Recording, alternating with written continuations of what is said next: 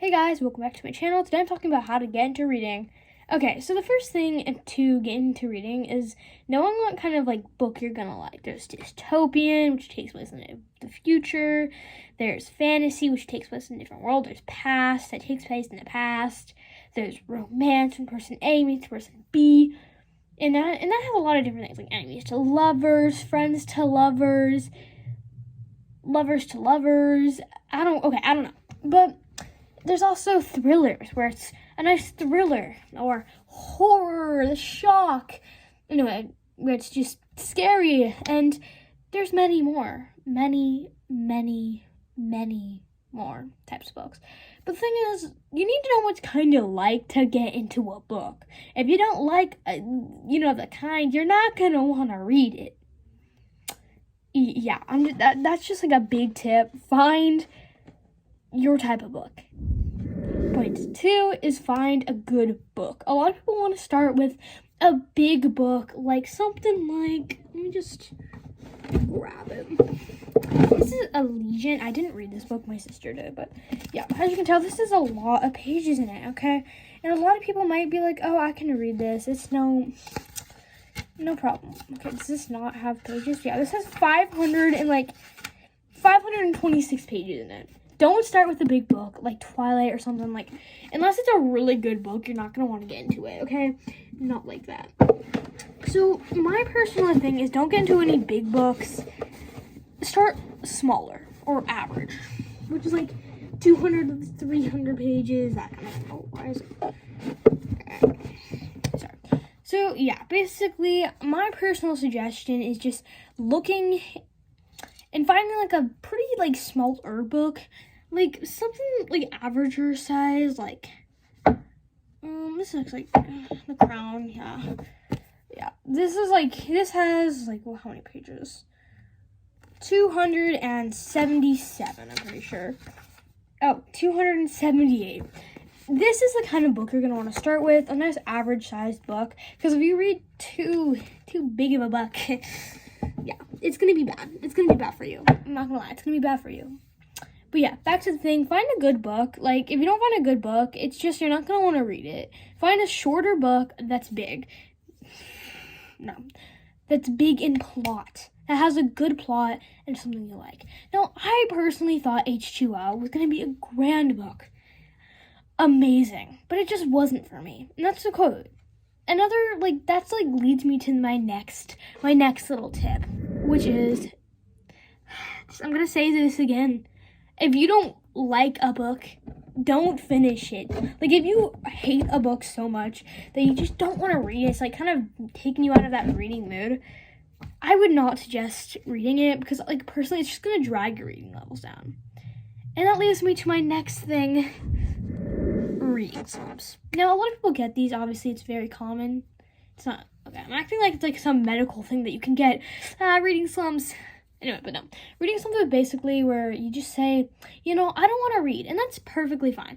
But the thing is, a lot of people, like me, would try to read through these reading slumps and be like, I'll try to read through it. No, you're not reading. And it's okay. And that leads me to my next point. And that is to take a break. Don't read 1,000 books.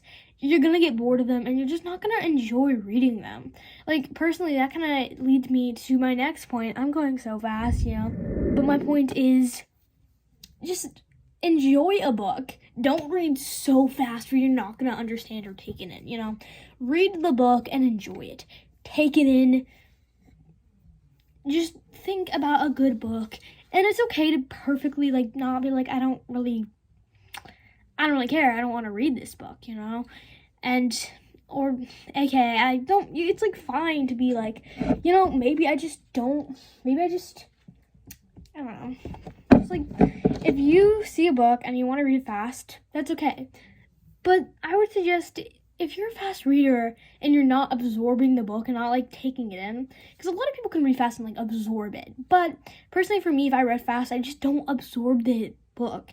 I don't enjoy it, and I just end up reading 5. You could just end up reading 5 books and not even know what they were about. Take it slow and read slow. The next thing is, I see so many people do this.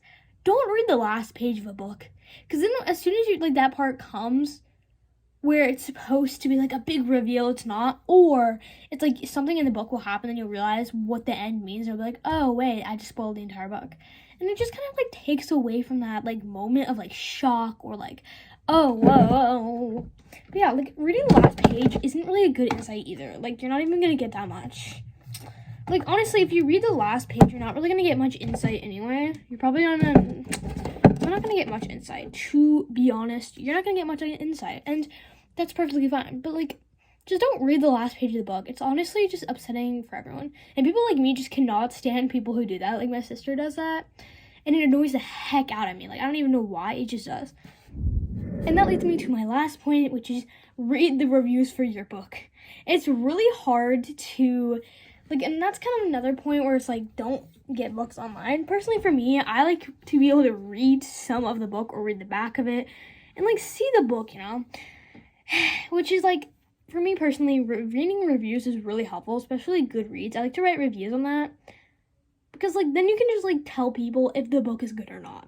And some people are unhinged writing these books, reviews, right? But, like, most people are going to be actually honest with you and write good reviews. Because, like, or, like, bad reviews, you know? Like, in general, they're good reviews, though, of what the book is. Not in the sense that they were writing it, if it was good or not, but... yeah, you can understand that. Like, if a book has good reviews, most likely it's going to be good. If it has bad reviews, it's going to probably be bad. But the thing is, not always. Like, sometimes people hate a book and it's, like, actually really good. You might like it, but maybe I don't, you know? And it's, like, everyone's going to be different, and so reviews can be a bit of a tricky thing because they can kind of push you away from reading a book when it turns out to be a really good book. Most of the time, reviews are going to be correct. Usually, books are terrible and the characters are like a wet rag. And then, oh, wait, I'm already halfway done, and look at the reviews. They feel exactly as I do. But that's kind of another thing. Don't let reviews be biased, because they kind of push you in a different direction, making it biased, because they'll make you, like, think that the book's bad when, like, maybe you enjoyed it at first, but you're like, oh, wait, this review says it isn't, so it's not. Yeah, just, like, be careful. Anyway, yeah, you understand. So that leads me to my goodbye. Hope you enjoyed this weird little video I had. Anyway. Yeah, I hope you guys enjoyed. Like and subscribe, and I'll see you next time. Bye!